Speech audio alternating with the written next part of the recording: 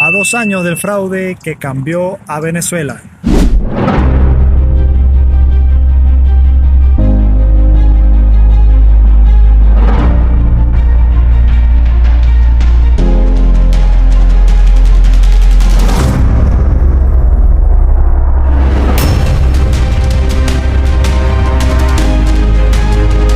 El 28 de julio del año 2024 no es un año más en el calendario de América Latina.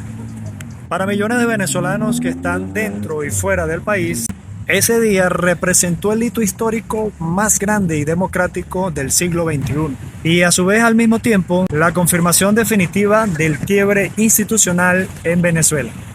Han pasado exactamente 2 años desde que el régimen proclamó la victoria de Nicolás Maduro sin mostrar una sola acta, mientras la ciudadanía lograba lo impensable: fotografiar, resguardar y publicar más del 80% de los comprobantes de votación que demostraban el triunfo aplastante de la oposición. ¿Qué pasó realmente tras aquella noche? ¿Cómo cambió este hito la geopolítica regional? ¿Y cuál fue la realidad de Venezuela 2 años después? Hoy analizamos punto a punto la historia del 28 de julio del año 2024, las pruebas del fraude y el impacto que sigue resonando hasta el día de hoy. Soy Elías Te Lo Cuenta, acompáñame en los siguientes minutos para contarte la historia y la verdad de estos sucesos acontecidos ya hace 2 años. Recuerda darle like y suscribirte a mi canal para muchas más historias. Para entender la magnitud del 28 de julio, hay que recordar el camino recorrido.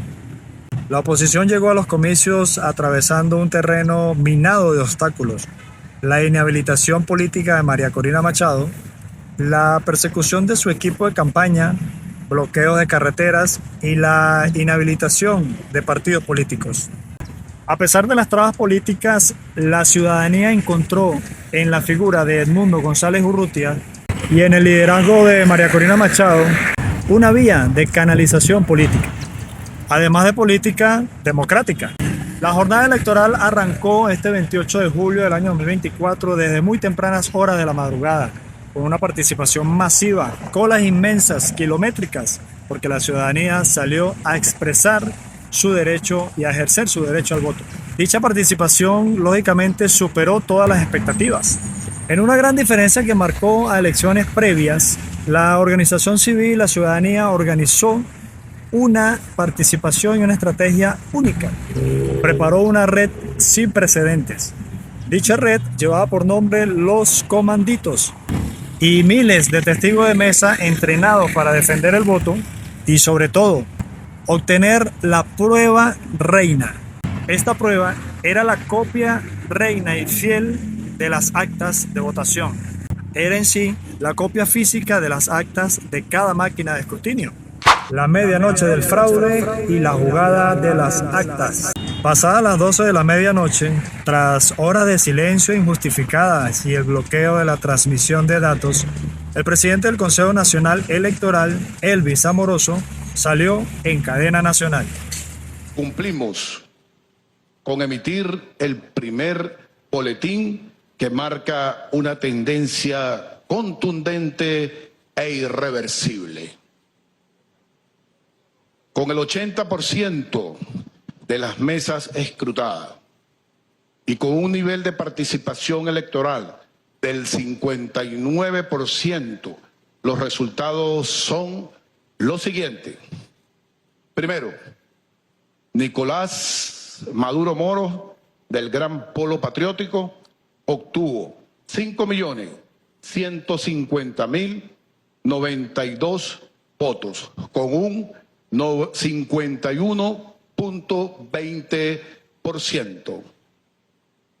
El candidato Edmundo González, de la Mesa de la Unidad, obtuvo 4.445.978 votos, con un 44.2%. Sin mostrar el desglose de las mesas ni publicar los boletines detallados, declaró la reelección de Nicolás Maduro, alegando un supuesto ataque cibernético originado desde el extranjero. Pero la respuesta de la oposición ya estaba en marcha. En menos de 48 horas se ejecutó una hazaña logística y tecnológica sin precedentes en la historia electoral moderna. Testigos de mesa en todo el país resguardaron los documentos originales. La plataforma unitaria logró digitalizar y publicar en un sitio web de acceso público más del 83% de las actas de escrutinio. El resultado de ese conteo independiente arrojó una ventaja irrefutable a favor de Edmundo González Urrutia, con más del 60% de los votos frente a un 30% del candidato oficialista. El Centro Carter, la OEA e ingenieros de datos de todo el mundo verificaron la autenticidad del material. La narrativa del gobierno se desmoronaba ante las pruebas matemáticas inapelables. La respuesta del poder fue represión y terror de Estado. Ante la evidencia publicada, la respuesta institucional no fue la verificación ni la auditoría de los datos, sino una orden inmediata del aparato represor a las calles. Lo que siguió el 28 de julio fue calificado por organismos internacionales de derechos humanos y catalogado como una de las olas de persecución y represión más sanguinarias y violentas conocidas en la historia del país. Y es que fueron en total aproximadamente más de 2.000 detenciones en cuestiones de semanas.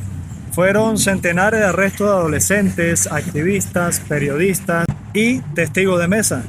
La activación de la llamada Operación Tuntún por parte del Estado, el gobierno en curso, se ejecutó para silenciar aquel descontento de ese entonces por el resultado de las elecciones, cuyo descontento expresado en redes sociales y en las calles. La salida al exilio por parte de Edmundo González Urrutia rumbo hacia España, tras sufrir incontables amenazas directamente y a su entorno más cercano.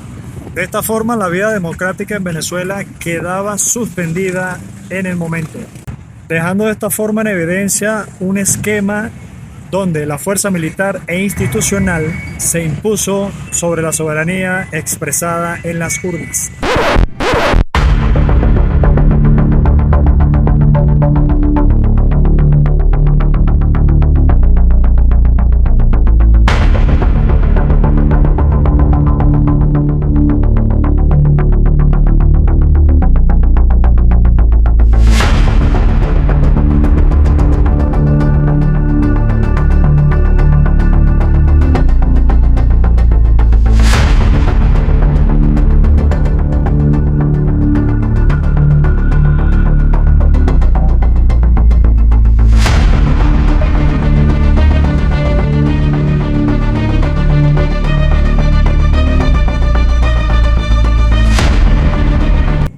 A 2 años de aquel evento, la pregunta que sale a reducir en este momento, ¿cuál es el balance político y social?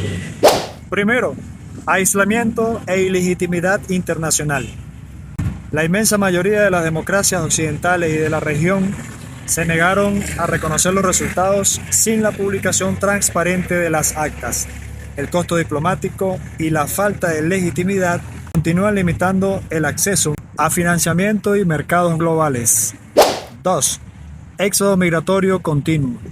La pérdida de expectativa de un cambio político a corto plazo aceleró nuevas olas migratorias hacia países vecinos y Estados Unidos.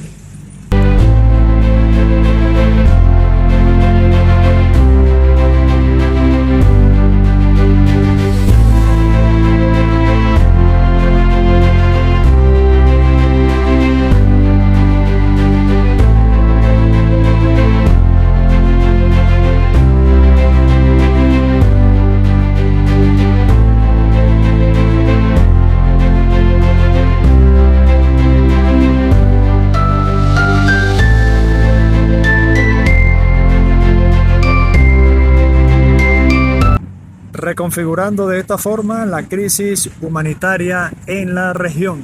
3. El precedente de las actas. A nivel histórico, el 28 de julio dejó una marca imborrable. Por primera vez en un régimen autoritario, la ciudadanía logró documentar técnicamente la victoria opositora.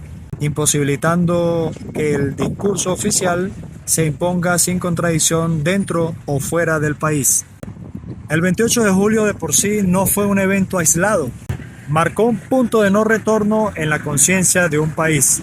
Demostró que la mayoría de los venezolanos optó por una transición pacífica y democrática, dejando un registro histórico documentado que ningún régimen ni oficialismo ha podido ni podrá borrar. La memoria histórica es la herramienta más poderosa contra el olvido. Contar aquellos acontecimientos que sucedieron el pasado 28 de julio de ese año 2024, es mantener viva esa exigencia que la mayoría de los venezolanos exigieron en su voluntad popular. Dicha voluntad popular la ejercimos millones de venezolanos, con convicción y autoridad que la democracia universal nos otorga. Aunque para nadie es un secreto que nuestro derecho como venezolanos no fue respetado, hoy día, 2 años después, seguimos exigiendo que la voluntad popular no siga siendo pisoteada. Los venezolanos exigimos que se respete nuestra voluntad en mayoría que decidimos ese pasado 28 de julio. Hoy exigimos respeto y que se cumpla esa voluntad. Para terminar este video, les hago la siguiente pregunta. ¿Qué opina usted de los acontecimientos ocurridos ese pasado 28 de julio del año 2024 hasta el día de hoy? Déjame tu opinión aquí en la cajita de los comentarios, los leo. Dale like si te gustó y te aportó algún valor este contenido y suscríbete a mi canal para contar más historias. Yo soy Elías Te Lo Cuenta y recuerda siempre que todo tiene su cuento, todo tiene su historia. Nos vemos en el próximo video. Gracias.